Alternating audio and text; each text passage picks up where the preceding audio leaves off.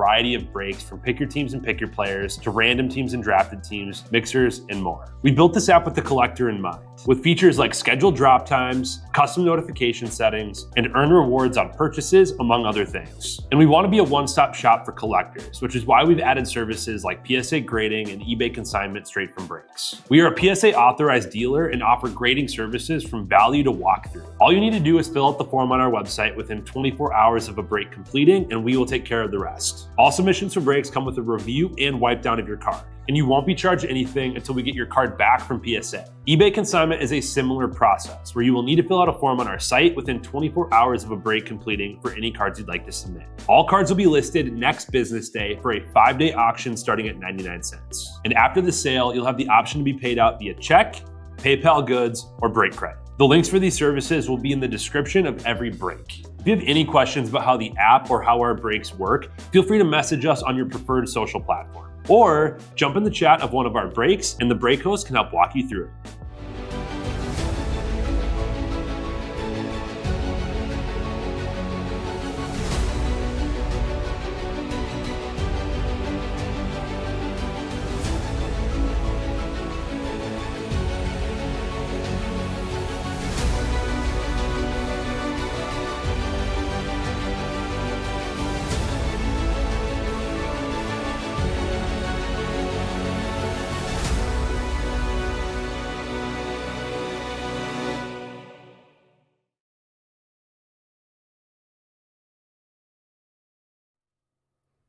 What's happening, everyone?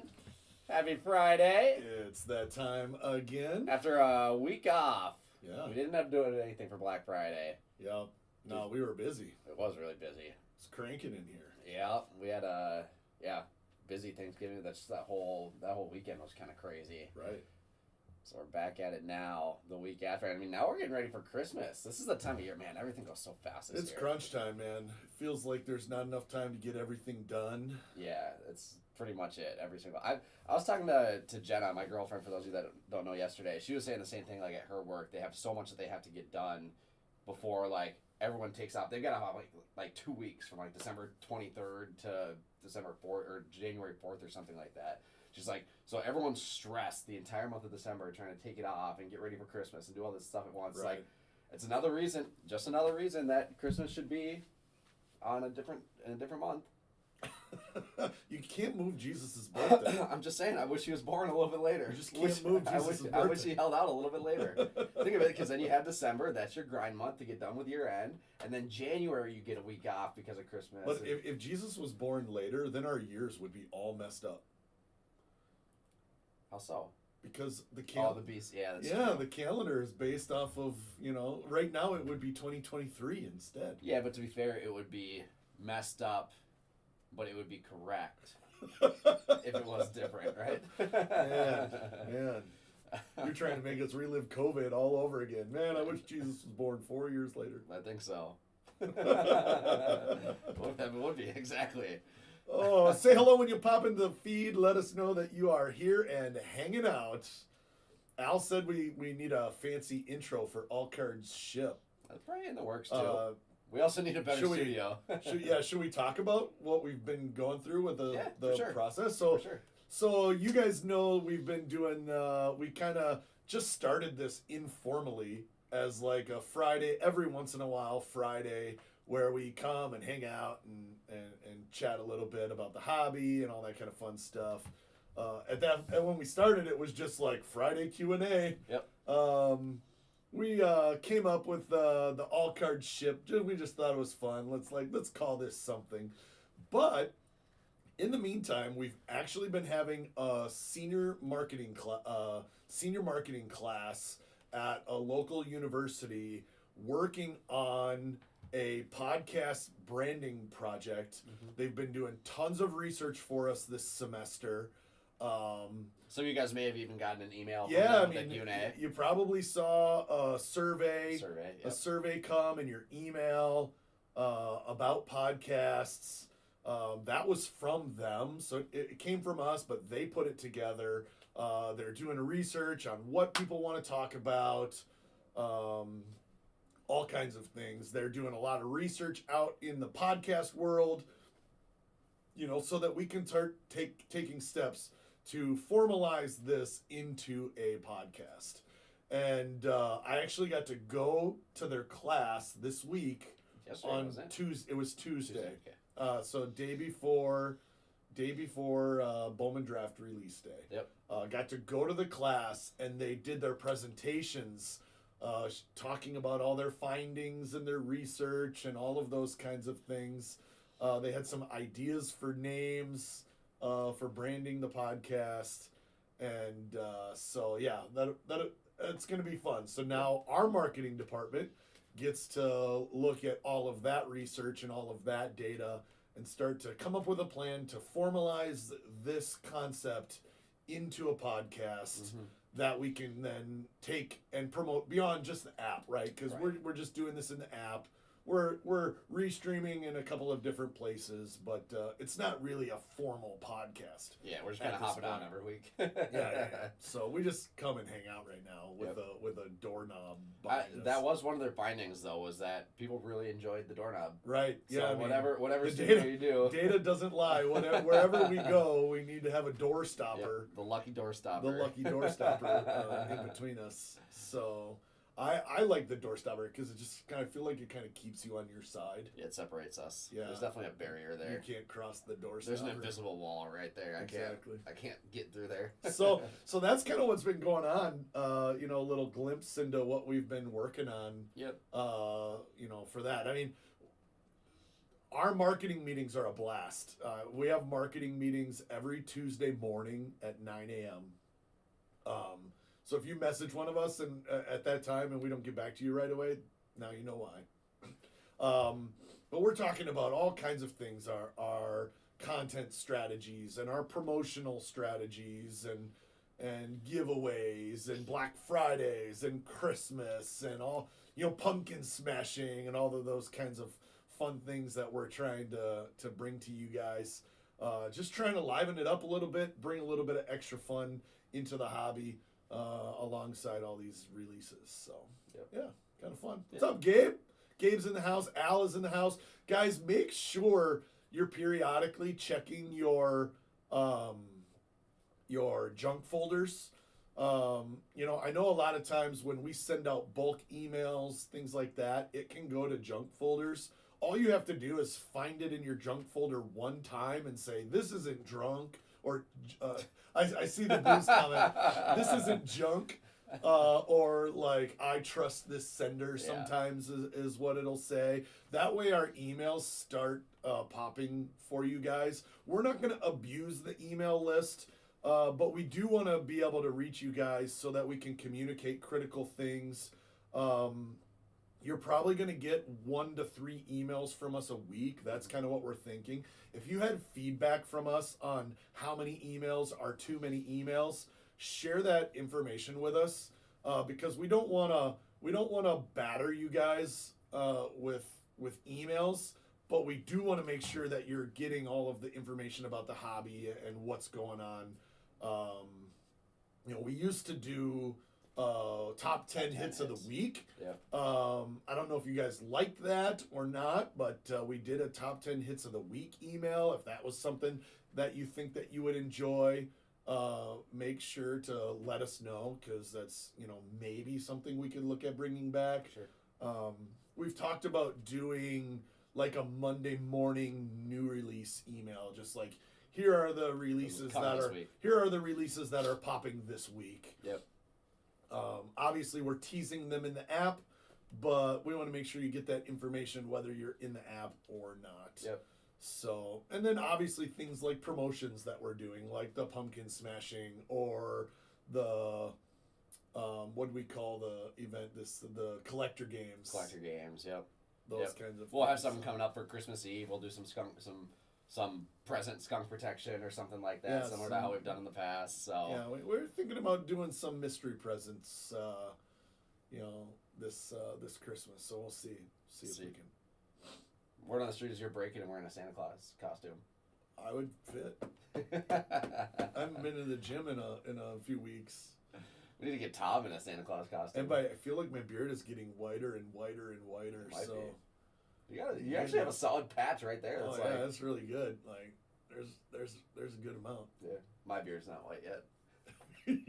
Here, hold on. Let me count your hair. 3. Still working on 3 chin hairs. I definitely thought by the age of 27 I'd be able to, like, maybe grow a mustache. Still not yet. Gabe, it sounds like that's just a morning drinking game. This is the Gilded. He said he didn't get to do the drinking game with Nags last night, so he's got because the Gilded break is this morning. So you break that out for the morning shift. I don't know. Mimosas. We were at we did Thanksgiving dinner, my family, at a restaurant. Okay. Redstone at Ridgedale. Okay. They did a whole Thanksgiving meal spread, which is awesome. Yeah. We didn't have to cook anything. We didn't have to clean afterwards. Super nice. On the menu, they had a Christmas eggnog cocktail. Okay. Honestly, I've never really had eggnog. You've never had eggnog? I'm sure I have. I've never really I couldn't tell you what it tasted like. Right? I know it's creamy, right? Man. How many people are eggnog people? Anybody? Who's an eggnog? Jake. I feel like Jake is a eggnog person. So they have non-alcoholic eggnog, right? Yeah. You buy it in containers in the milk section. Okay. Interesting. Yeah, you buy non-alcoholic eggnog in the milk section. Yeah. What is it? It's just eggs and cream, basically, right? And lots of sugar and nutmeg. Oh, okay, that makes sense. Yeah. We'll go get some. We'll get some today. Perfect. We'll have some nog at the Real Sports Cards today. We've got our year-end meetings and kind of Christmas / semi celebration coming up too. Yeah, that'll be fun. I'm excited for that. Yeah. Oh, in January. Yeah. So, it's also the time. Yeah, it's the time of the year where we're getting ready to do our strategic planning meetings. Some of you guys that live in corporate America probably do this. Lots of businesses do this. We did it for the first time last year. Actual formal off-site strategic planning meeting. Last year it was a day and a half. Yep. This year it's 2 days. Basically, we have off-site meeting. We're going to spend the first day looking back at 2024, and then the second day looking ahead at 2025 and planning and getting ready for the next year. So it's super fun. We learn a lot about ourselves and the business, and learn a lot about you guys and collector spending behaviors and what you guys are responding to and not. It's our time to go and look at all the data and really use that to make decisions for the coming year. We also have a little bit of fun. We have our little Christmas party dinner. Yep. So we'll be at my favorite restaurant again for that. It's a great spot. And then a really cool place, Puttery. Yep. Puttery is indoor mini golf, but it's upscale, for sure. Kind of like an upscale indoor mini golf course. They've got 3 courses. They've got 8 bars. Adults only. Yep. And it's a blast. I think Titus won. We did a competition last year. I think Titus won. Titus won, but you had the best shot. Yeah, there was no prize for best shot. There should have been. You had the best shot on the library course. I know, I remember. I remember this because I thought somebody was going to die because it was busy in there. It was packed. There's people standing everywhere. I mean, think of a bar with mini golf. Yeah. It has bar level amount of people. And you're waiting for every And you're hole waiting at every hole because these people are drinking their cocktails in between their putts. Yeah. And you're waiting.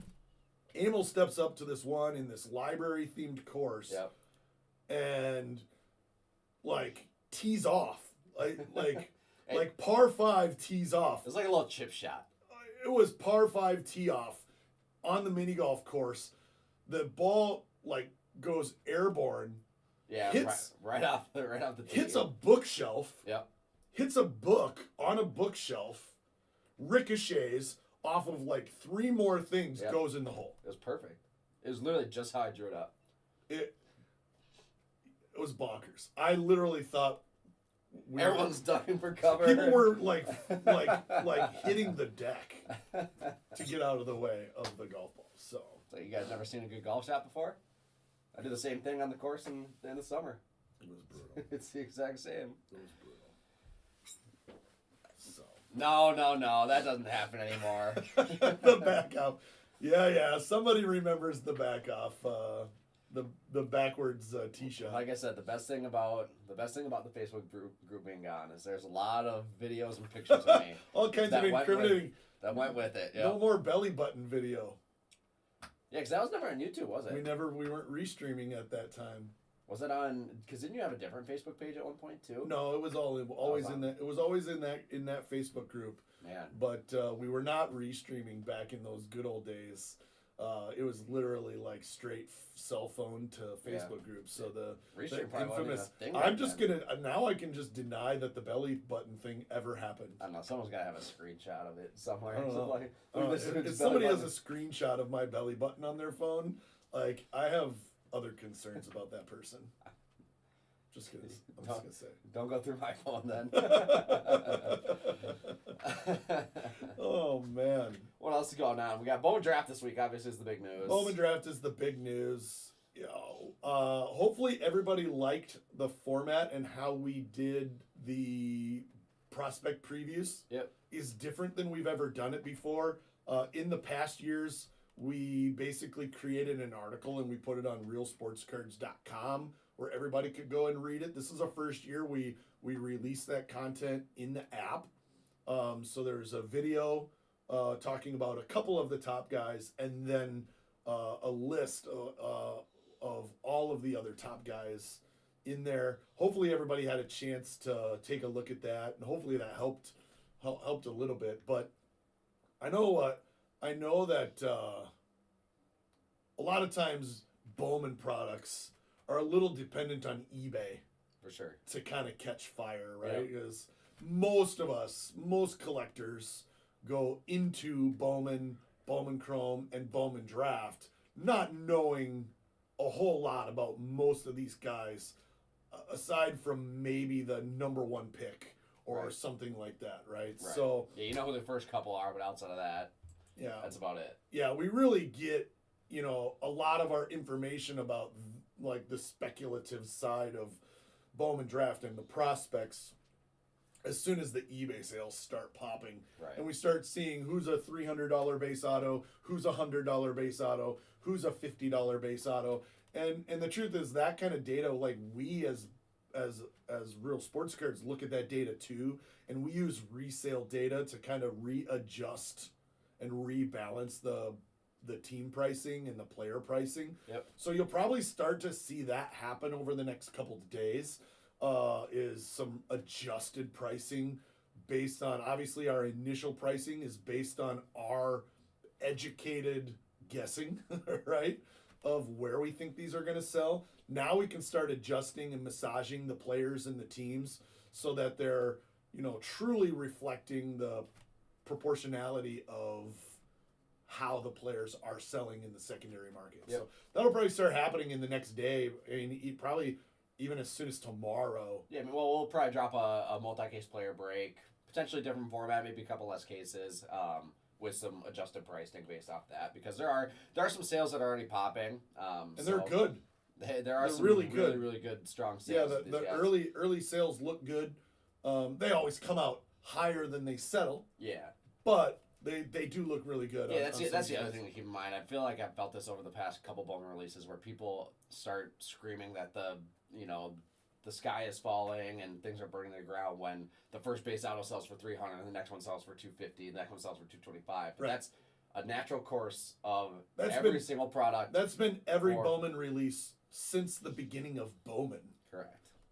And I mean the truth is it's every release. It is every release. Every release, the first sales on eBay are going to be higher than the sale a week later or 2 weeks later on like 90% of cards. That does not mean every single product is crashing to the ground. They're definitely not crashing. And it's also why we've made eBay consignment available and a 24-hour listing time. Yeah. Right? Because we know that, like, for those of you that are buying spots and wanting to flip big cards, sending it to eBay consignment so that it's listed within 24 hours is by far the best way to get max dollars out of those cards. Yeah, not even close compared to waiting for it to get shipped to you and then waiting for the time for you to list it and then another week after of it selling. Like, yeah, not even close. Right. I mean, we feel the same way about PSA, and obviously we offer PSA grading.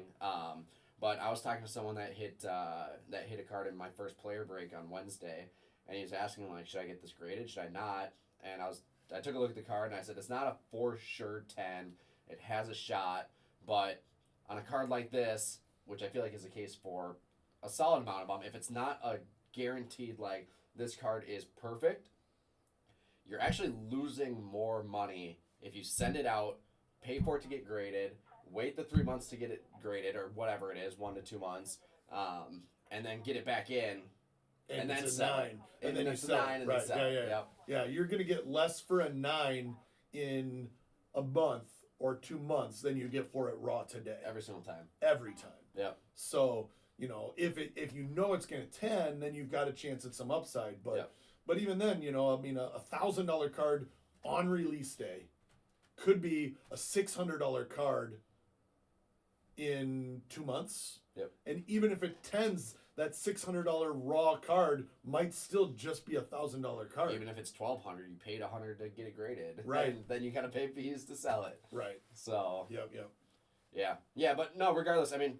I think the product has been solid, and I think there is enough guys that are selling really well in it that as we start seeing more and more comps come through, it'll be, it'll be just be interesting to track for sure. I'm really curious on your opinion, because I think there's a lot of varying opinions on this with Bowman Draft. Mm-hmm. Your opinion on Snack Pack. I think it's the coolest thing ever. It's another thing where it didn't cost anyone anything. It's an extra added bonus to the break. They're tough, or to the product. They're tough to hit. The parallels, in my opinion, look really cool. I think it's fun. I don't know. Maybe I'm just dumb and into the gimmicky stuff like that. It's for sure gimmicky, but it's an added auto out of 5 of these guys that adds value to the product. So whether or not I think they look cool or you think they look dumb or not, like, you can't deny that it's like an extra chase. Yeah, for those of you guys that don't know what the Snack Pack is, Topps put kind of like they've done with Pearl Packs in the past, which by the way they still have Pearl Packs, correct, which is wild that they have both. They did what they call a Snack Pack. It's a 4-card pack with parallels that are bubblegum, sunflower seeds, peanuts, and popcorn. Yep. And one of the 4 cards is an auto out of 5. Yep. In this pack, and I don't think every single time. Is there every single time? I think every pack has an auto out of 5 in it. I'm not sure. Okay. And now they have bubblegum ones, peanut ones, sunflower seeds, so you don't know which variation you're going to get. But I mean, and they're falling like 1 in 50 boxes. Yeah. For hobby, which is the old jumbo configuration. That's 1 in 6 cases has a snack pack. It's right? Crazy. 1 in 6 cases. It means 1 in 6 cases has an auto out of 5. Guaranteed. That has never happened. And is it going to sell as much as a red auto? No. But like having a case have a guaranteed auto out of 5 every 6 cases is bonkers. Yeah, that's kind of crazy. Like if you came out and said there's a red auto in every 6 cases, these cases would be selling for crazy money. Yeah, for sure. Crazy money. Yep. They're already feel a little high. Yep. They would be like astronomical. Yep. So I actually really like it. Oh, so Chipcase said I wasn't concerned. So there's no auto in Titus's snack pack last night. Yeah. Okay, so maybe it's not an auto in every pack. That's what I thought they teased it as, but I'm not. Yeah, I wasn't sure. Okay. So we did see a sunflower seed auto out of 5 in the store yesterday. Sweet. That was the catcher for the Guardians. Cozart. Yep. Jared. No. Zach. Zach Cozart. Zach Cozart. Yeah. There is another Jared Cozart, I think. Really? Maybe that sounds familiar, baseball. Yeah. So Are you looking it up? Yeah, I need to fact check you. Cosart? Is that who you're thinking of? Yeah. That's not the same last name. It sounds the same. Cosart, not Cozart. It sounds the same. Either way.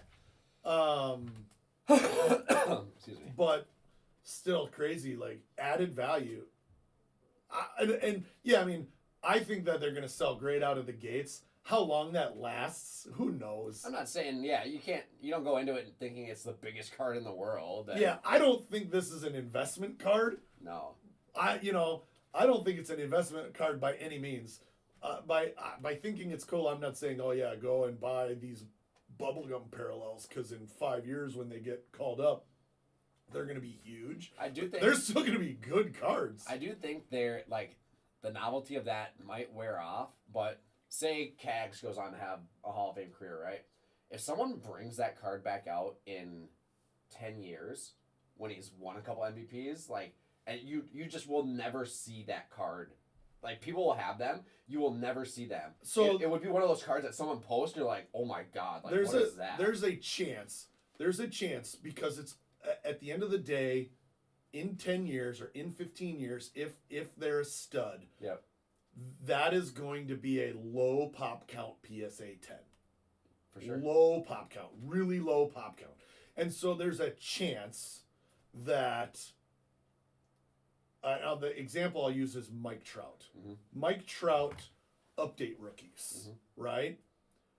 When you see Target Reds and Walmart Blues of Mike Trout rookie cards, those are crazy, crazy, crazy big cards. Yep. Because everybody scoffed at them yep.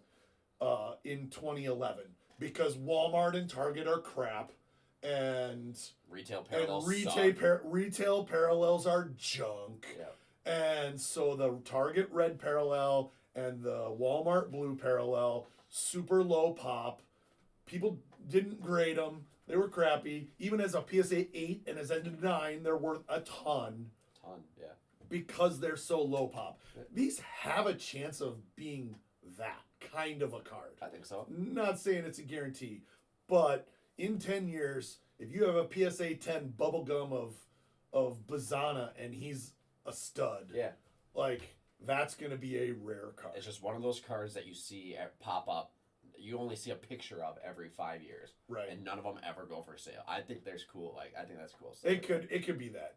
Yeah. Whether we think they're dumb today or corny today or not. Plus, like you said, this is added value. Yeah. Like to these cases from a resale perspective. Yeah. So yeah, there's plenty of just dummies like me that think that stuff is kind of cool. So yeah, there's someone out there that wants it. Yeah. There's some really big bubblegum fan. You know, this is my argument for a lot of things. I think population wins long term. For sure. Population wins long term. This is my perspective on Wembanyama. I think talk about that with autos. Topps Chrome versus Prism, licensed versus non-licensed. I think population means a lot more in 10 years than licensed versus non-licensed. For sure. That's maybe a controversial hot take, and you could probably debate that either way. Yeah. But I think that's the case. And, you know, there are other you know, scenarios where I think pop matters. Green autos. Mm-hmm. I'll stand by my belief that while today blue autos out of 150 sell for more than green autos out of 99 because current collectors still perceive green as a retail parallel, even though it hasn't been a retail parallel for many years. Yeah. I think that in 10 years and in 20 years, you get far enough away from retail parallel world that greens out of 99 are worth more than blues out of 150 simply because scarcity matters. Yeah. Long term. So the true Bowman fans are mad at you right now. Yeah, but you know what? but those true Bowman fans, like, They won't be around in 30 years. Right. Yeah, it's different. There's no such thing as true Bowman collectors in 20 years. Yeah. You know, I think there was this period of time here from like 2013 to 2021 where like the Bowman prospecting like hardcore fans like kind of owned and dominated this thing. Yep. It's really clear that the amount of new people coming in, whether you think they know anything or not, completely change the perception and the landscape of the Bowman market. Yeah. And I think that continues to evolve and change. Yeah. Yeah, I think, well, everything. You know, you talk about just 20 years of new people coming in, like, that bring... People were saying the same thing about, like, PSA. Like, Beckett was the king for a while, and then PSA, like, then this whole wave of people with PSA came in. It's like, why would you ever do anything besides PSA right now? That era of 2013 to 2021 Bowman... Yeah. You wouldn't even have dreamed of sending a Bowman auto to anyone other than Beckett. For sure. Wouldn't have even dreamed of it. Yep. Because a 9.5 true gem carried significant weight for Bowman. Yeah. Even over a 9.5 not true gem because of the subgrades. And now you don't send any cards to Beckett. Yeah. Ever, 0 period, because it's just not worth it. It has been a crazy switch. That's the decline there. I don't know if you saw the most recent numbers. No, it's got to be bad for Beckett. Are they still fourth? They are fourth. Yeah. Last month they graded 34,000 cards. PSA graded more than 34,000 cards a day. Yikes. Man, that's a fall from grace. That's crazy. Wild. That is wild. That is crazy. Trends change. Like you cannot be an expert in this industry unless you are learning and evolving every day. Yeah, for sure. You know, you can't just say I've got 20 years of an experience, so I'm in the industry, so I'm an expert. Yeah. You have to be learning and evolving and adapting every day. I feel like we feel the same way. Like what worked yesterday might not work today, and what product did really well last year might not do this well or that as well this year. Like there's so many variables in every little single thing. We live in that world. Like we have to have these conversations every day. Every time that we have to order a product, we have to do that kind of an evaluation of how was the product last year. Now that they're publishing checklists and pack odds and things like that, we have some of that data. Yep. It's like, how was the product last year? How has it changed? Have they added anything? Have they taken anything away? Can we tell by the pack odds that they've changed production, and by how much? And how much does that change the product? How's the rookie class changed? How have collectors' perception of the market changed? How are eBay sales doing right now on these players and that player and this kind of thing? Like, every product that comes out, we have to have those conversations before we put our order in, because we have to figure out, like, how many cases do we need to buy, right? So you have to be continually learning. Yeah, and the same thing goes for even if you're not a business. If you're just buying, selling, or flipping, like all that stuff. I mean, if you want to do the best for yourself as a collector, you should be doing some of the same things, or at least be listening to people who are doing those things that you trust their opinions and their perspectives, even if that's 4 people, so that you can get 4 different perspectives on that. And, you know, try to find people who aren't solely just trying to sell you product too, right? Like, you know, hopefully we've earned your trust a little bit so that you know that we're not just trying to pimp some product on you guys. At the end of the day, we're buying what we think we can sell. We don't have 9,000 cases we've got to jam down people's throats. It's fine. We feel comfortable. But yeah, go out, find that data, and we'll keep bringing you that information every time. So yeah, Chipcase is an interesting question there regarding PSA grading. Yeah. So pop count and scarcity is king. How do we juxtapose that with a huge increase in graded cards? Yeah, I mean, I think think you got to be selective. And, yeah. and it's a different conversation when it comes to, okay, are you grading and flipping or are you long-term holding? Like, I would never long-term hold a Prism Wembanyama base PSA 10. Yeah. And maybe there's an argument for doing that, but... Let's use a more current baseball PSA 10 as an example.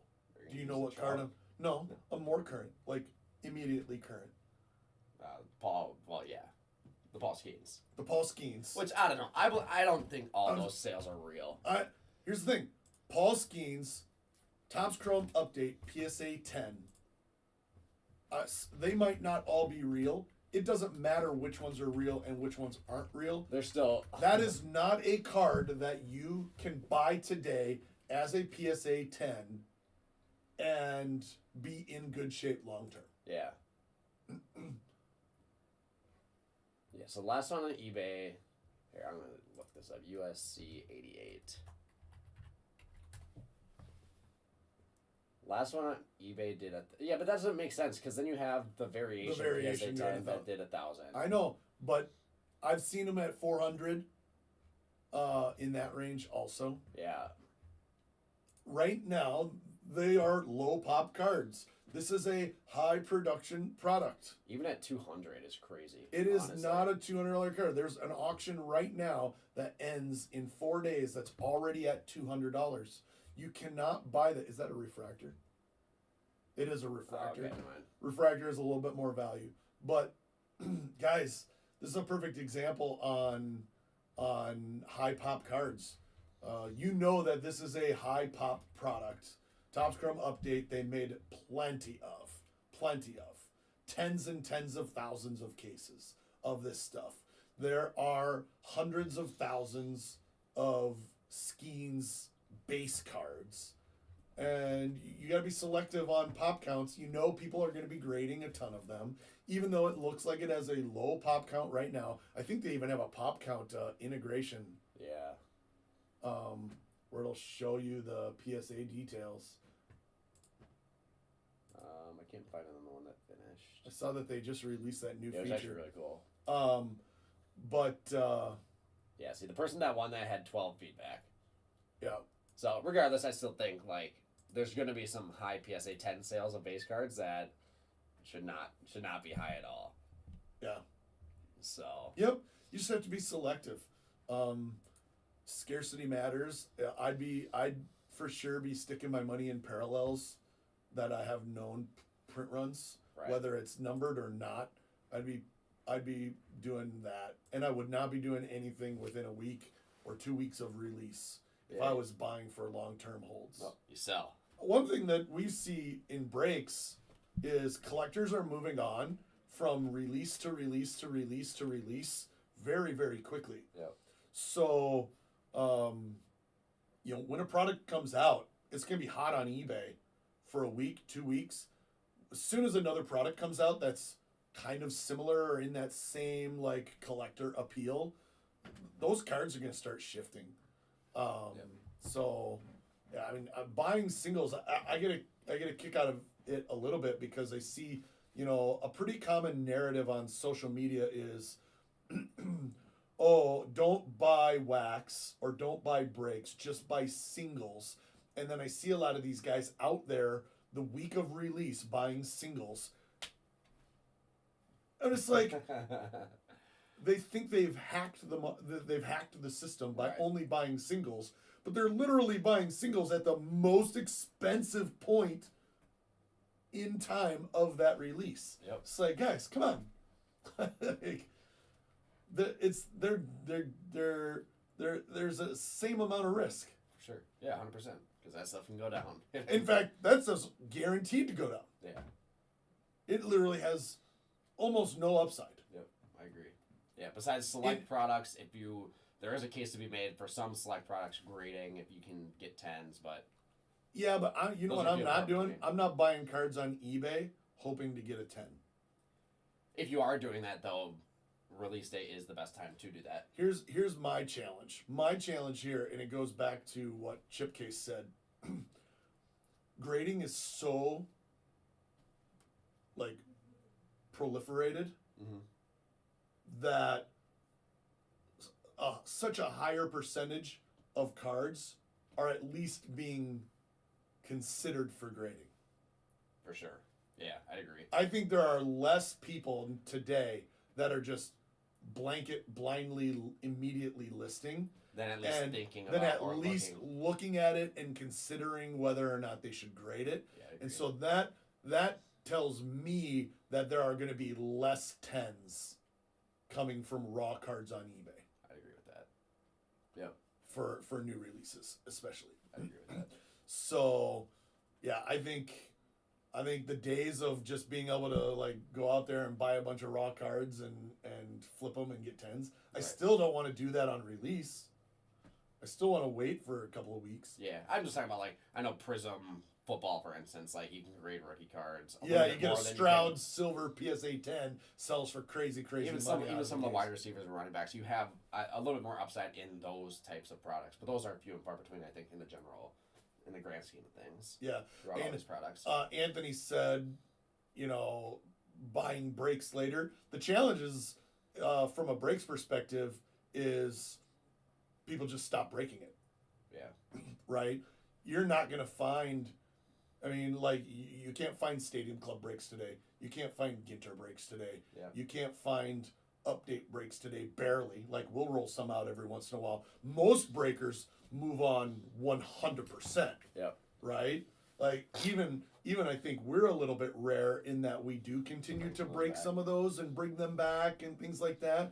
Most breakers are just completely done with a product. So I think if you are into breaks, release is kind of the best time. Well, and you're also dealing with, from what we've seen lately on a lot of products, I feel like, is box prices have gone up as the boxes have gotten more scarce. Yeah, as they dry up. And singles prices, like, it does work in it's reverse. It's a converse thing. So buying breaks later. Let's use Gilded, for example. For sure. Gilded is a perfect example of this. Box prices go up as the product dries up. Yep. As single prices dip. Yep. And this is one of the reasons why we stop breaking things. Yep. Because there's kind of a certain inflection point where box prices go up, singles prices are going down, and there's a certain point where they cross over each other, where, like, we look at this product and are like, it's not possible to win anymore. Right. It's not possible to win. Yeah. Because they've just crossed. Go buy into Andrew's Gilded break left, by the way, guys. 2 teams left. No, but we're still running that. 100%. We're still running that at the pricing that, No, yeah. I was referencing Twan's comment where he goes, same rationale could be used by breaks later. It's like that really, from what we've seen from a lot of products, does not work as well. Yeah. From how that stuff, how they're mix match. If you are a singles buyer, I absolutely would say buy singles later. Yeah, for sure. 100%. That's 100% my take. If you are a singles buyer, buy singles later. Yep. If you are a breaks buyer, buy breaks sooner. Yep. On most products. And I think you get a mix of people that buy breaks. I mean, obviously there are people that buy both. They buy breaks, they like singles. The reality is if you're buying wax and if you're buying breaks, you like the element of the chase. Sure. And you like the chance of the upside, and you accept the element of the downside or the risk or the skunk or whatever that is. Like that's just part of your collecting experience that you enjoy and you accept. So, yeah, I mean, there's no wrong way to do this. Yep. Like, if I'm buying singles, I'm buying them later. If I'm buying breaks or I'm buying wax, I'm doing it immediately.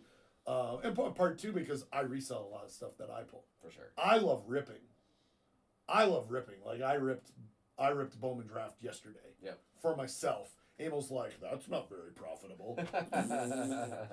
I ripped Bowman draft for myself yesterday because I love ripping, and that's going to go on eBay, and I'm going to, lose money on that. Lose money on that case, but I love the chase. Yep. Like, it is what it is. Like, yep. I'm not gonna get my full retail value out of that case, but I love the chase, and I'm gonna always love that chase, and so that's why I'm gonna rip wax or jump into brakes. Yep. So. Yep. Here's an interesting thing that Chip Case brings up again, because me and him were talking about it a little bit yesterday, and I think I disagreed with him really heavily, actually. He says you can't move anything but the biggest cards 3 to 4 weeks after release. Nobody's buying. The singles market is in the tank right now. I totally disagree with that. Yeah. I think the singles market is healthy, like really, really healthy right now. Yeah. But it's on certain cards. For sure.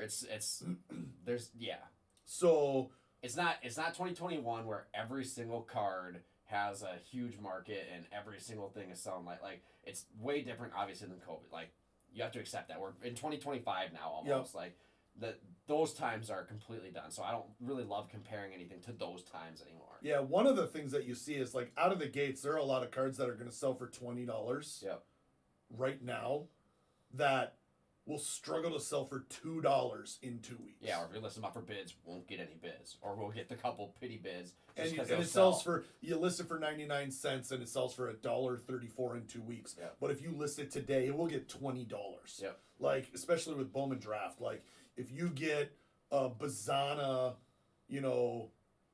sky blue non-numbered refractor.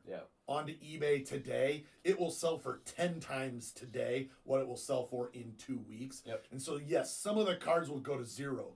But to me, that's just a matter of extracting max value. Like, I like to sell that stuff on eBay immediately because, like, I can put that money back in my pocket for the next release and then hold some of the other stuff. Yep. Right?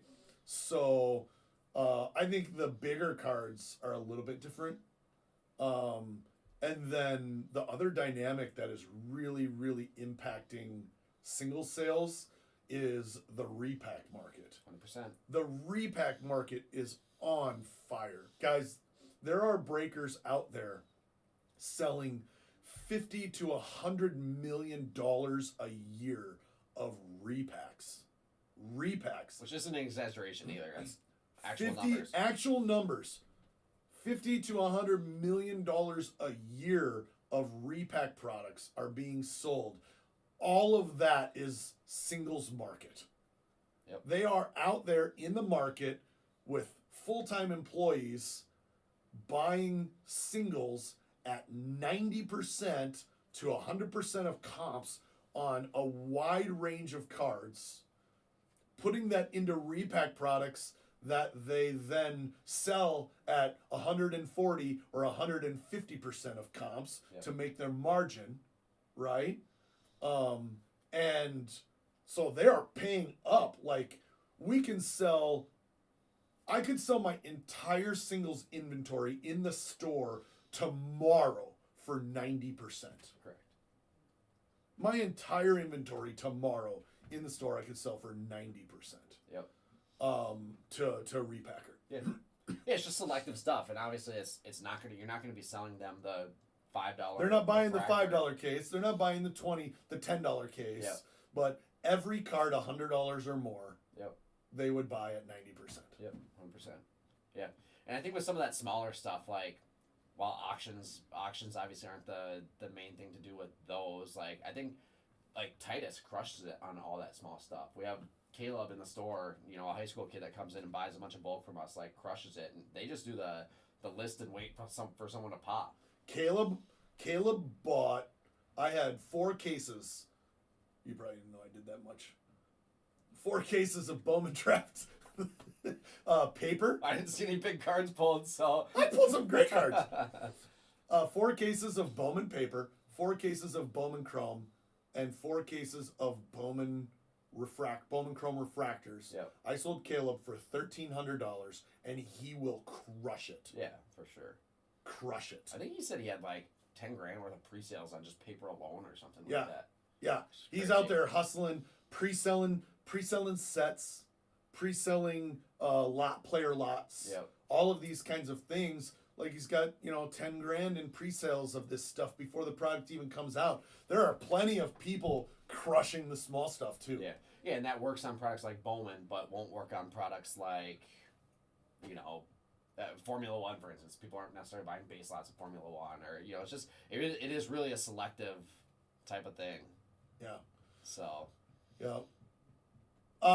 Xavier mentioned that he hit a black auto out of 10 that didn't pass our PSA check. Xavier, they are currently replacing things that are not 8 or better. And actually their replacements have been pretty strong. So I would feel pretty comfortable